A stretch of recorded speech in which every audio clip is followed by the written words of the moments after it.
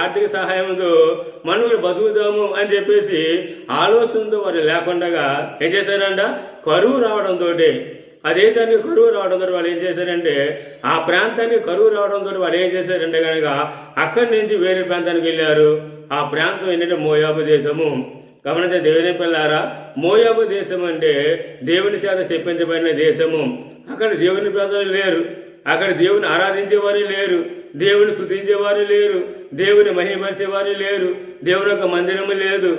అక్కడ చూసినట్లయితే కేవలము విగ్రహ సంబంధమైనటువంటి కార్యాలు చేస్తూ, ఏమైనా కార్యాలు చేస్తూ వారి జీవితాన్ని గడిపేటువంటి మోయాబు ప్రజల మధ్యకు ఈ కుటుంబం వెళ్ళింది.